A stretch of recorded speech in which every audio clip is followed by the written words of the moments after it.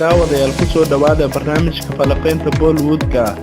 Barnaamijka falaqaynta Bollywoodka waxaan ku soo qaadanaynaa waa arrin dabiici ah in dadka isdhalay la isku soo qabto muuqaal ahaan, sidoo kale maba ku sii jiraan xidigaha Bollywoodka ee isdhalay. Haddaba daawadayaal waxaan idiin hayaa xidigaha Bollywoodka oo isdhaleen iyo sida la isku soo qaban karo muuqaal ahaan.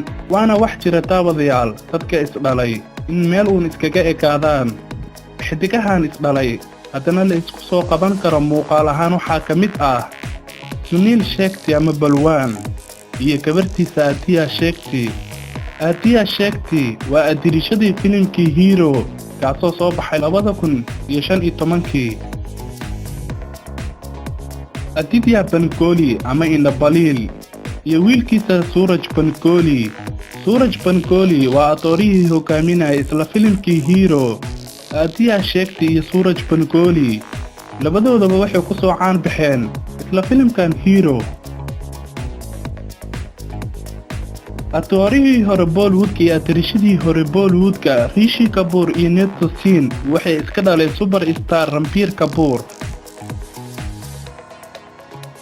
Anil Kapoor iyo gabartiisa Sonam Kapoor. sidoo kale daawade ma ogtahay in Sonam Kapoor sanadkan ay ku guuleysatay adirishada ugu wanaagsan dalka Hindiya, waxaana la guddoonsiiyay abaalmarinta International Film Awards waxayna ku qaadatay filimkii Neerja maadaama ay ku soo bandhigtay bandhig cajiib ah.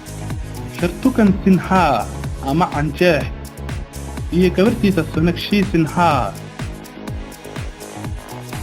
sidoo kale xidigaha isdhalay haddana la isku soo qaban karo muuqaal ahaan waxaa ka mid ah Jackie Sharif iyo wiilkiisa Tiger Sharif.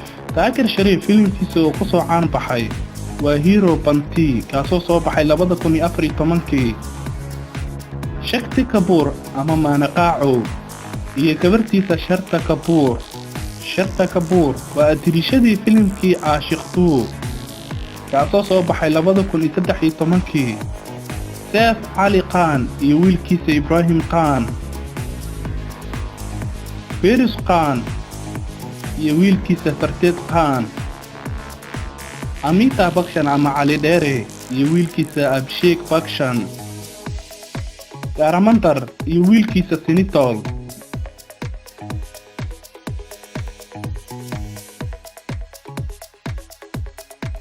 barnaamijka falaqaynta Bollywoodka waxaan ila soo codsiinaya anigoo Cabdicasiis Cabdullaahi Cabdicasiis Nadara.